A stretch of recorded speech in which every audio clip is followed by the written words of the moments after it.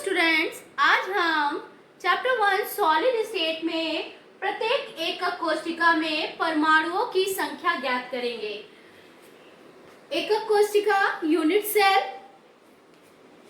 सबसे पहले simple cubic unit cell, body centred unit cell and face centred unit cell. तो बात करते हैं सिंपल क्यूबिक यूनिट सेल में।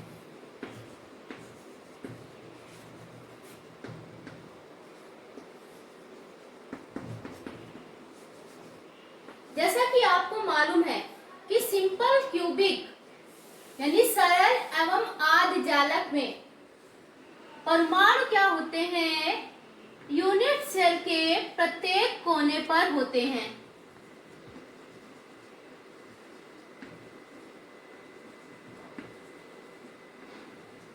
यानी ये हमारा घन हो गया, घन के कोनों पर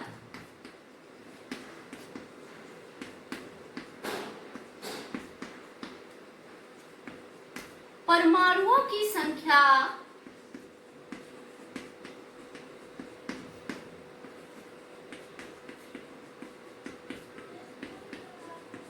कितनी है?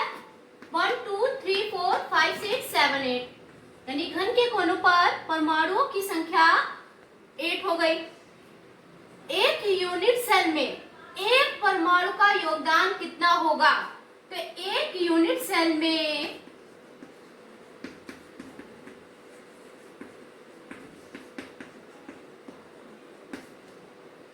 एक परमाणु का योगदान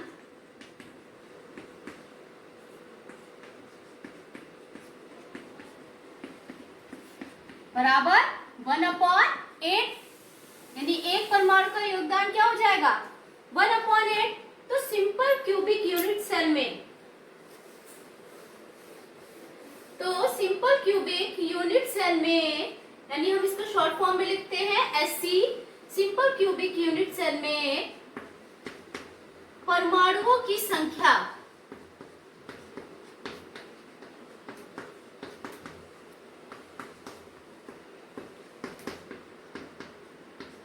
बराबर क्या हो जाएगा? 8 इंटू 1/8। 8 क्या हो जाएगा? 8 से कैंसिल हो जाएगा, बचेगा क्या? 1। यानी सिंपल क्यूबिक यूनिट सेल में परमाणुओं की संख्या कितनी होगी? 1। फिर से समझ लीजिए कि घन के कोनों पर परमाणुओं की संख्या कितनी है? 8 है। एक यूनिट सेल में एक परमाणु का योगदान क्या हो जाएगा? 1/8। अब सिंपल क्यूबिक में परमाणुओं की संख्या क्या हो गई? 8 इंटू 1/8। 8 कैंसिल हो गया, यानी नंबर ऑफ परमाणु कितने हो गए? 1। और नंबर ऑफ परमाणु को हम Z से डिनोट करते हैं। तो सिंपल क्यूबिक में परमाणुओं की संख्या कितनी हो जाएगी? 1। अब हम बात करते हैं BCC में, body centred unit cell. Second आपकी क्या हो गई? बॉडी सेंटर्ड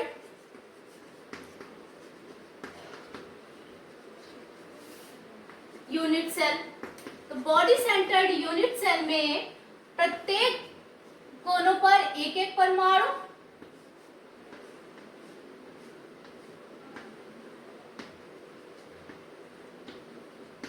प्रत्येक कोनों पर क्या हो गया? एक एक परमाणु, तथा केंद्र में क्या होता है? एक परमाणु होता है।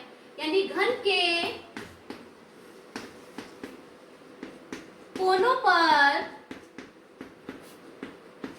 परमाणुओं की संख्या बराबर क्या हो गई? 1। एक यूनिट सेल में एक परमाणु का योगदान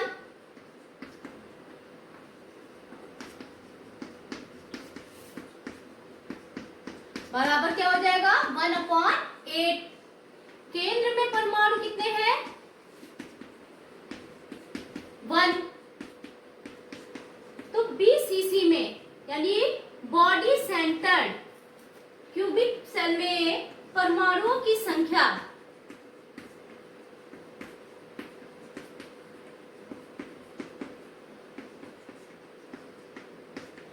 क्या हो जाएगा?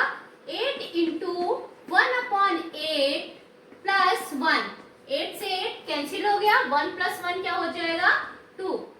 यानी Z बराबर क्या हो गया? 2। तो BCC में परमाणुओं की संख्या कितनी होगी? 2।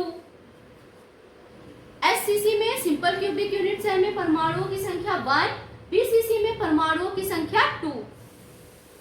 अब हम बात करते हैं फेस सेंटर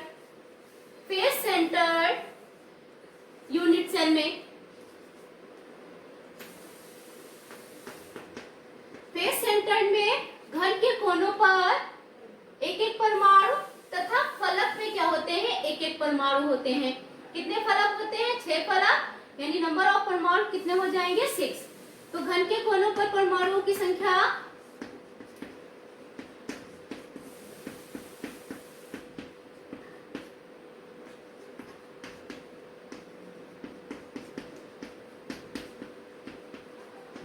बराबर 8।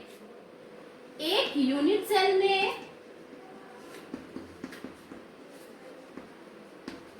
एक परमाणु का योगदान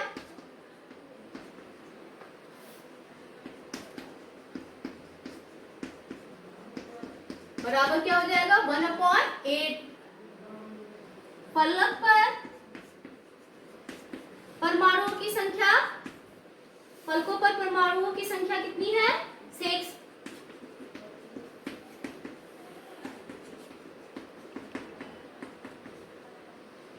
एक फलक पर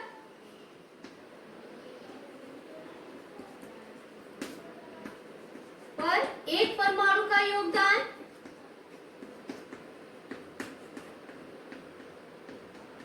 कितना हो जाएगा, एक फलक पर एक परमाणु है तो क्या हो जाएगा योगदान, 1/2, यानी प्रोबेबिलिटी कितनी हो जाएगी, 1/2। इसलिए एफसीसी में परमाणुओं की संख्या यानी Z बराबर क्या हो जाएगा, 8 × 1/8 प्लस 6 × इसको हम ऐसे लिख दे रहे हैं 1/2 प्लस 6 × 1/2। 2 3 जा 6, 8 से 8, 1 + 3 क्या हो जाएगा। एफसीसी में परमाणुओं की संख्या Z बराबर कितनी आ जाएगी, इसको हम ऊपर कर दे रहे हैं 8 × 1/8 प्लस 6 × 1/2। 2 3 जा 6, 8 से 8 कैंसिल हो गया, 1 + 3 क्या हो गया, 4। यानी सिंपल क्यूबिक यूनिट सेल में परमाणुओं की संख्या कितनी होगी, 1 होगी। सिंपल क्यूबिक यूनिट सेल में परमाणुओं की संख्या 1, बीसीसी में परमाणुओं की संख्या 2 और एफसीसी में परमाणुओं की संख्या कितनी होगी, 4 होगी। 3 + 1 = 4। अब हम न्यूमेरिकल आपको इसके बेसिस पे बताते हैं। आइए अब हम एक न्यूमेरिकल देखते हैं परमाणुओं की संख्या के आधार पर। क्वेश्चन है, एक घनीय संरचना वाला यौगिक A तथा B से बना है। एक घनीय संरचना वाला यौगिक A तथा B से बना है। A परमाणु घन के कोनों पर तथा B परमाणु फलक केंद्रों पर है, तो यौगिक का सूत्र ज्ञात कीजिए। क्वेश्चन क्या है, एक घनीय परमाणु, एक घनीय संरचना वाला यौगिक, यानी ये हमारा क्या हो गया, घन हो गया। ए परमाणु क्या है, घन के कोनों पर है, तो ये हमारे परमाणु क्या हो गए, 1 2 3 4 5 6 7 8 परमाणु। ये 8 परमाणु क्या हो गए, इसको हमने ए नाम दे दिया। ये सारे क्या हैं, ए परमाणु घन के कोनों पर है, ये हो गए ए, तथा बी परमाणु फलक केंद्रों पर हैं। बी परमाणु क्या है, फलकों पर है, ये फलक हो गए। इन परमाणुओं को हम क्या दे देंगे, बी दे देंगे। ये सारे परमाणु क्या है, फलक केंद्रों पर हैं, तो ये क्या हो गया, बी परमाणु हो गए। अब हम इसको सॉल्व करते हैं, यानी ये एक घन हो गया, घन के कोनों पर ए परमाणु हो गए और घन के फलक केंद्रों पर क्या हो गए, बी परमाणु हो गए। पूछा गया है कि यौगिक का सूत्र ज्ञात कीजिए। आइए इसको अब सॉल्व करते हैं। कहा गया है कि ए परमाणु घन के कोनों पर है,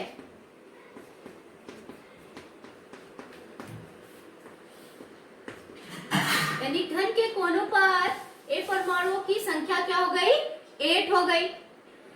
अब एक यूनिट सेल में एक परमाणु का योगदान क्या था? 1/8 था।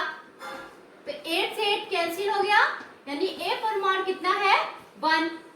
फिर कहा गया कि बी परमाणु फलक केंद्रों पर है।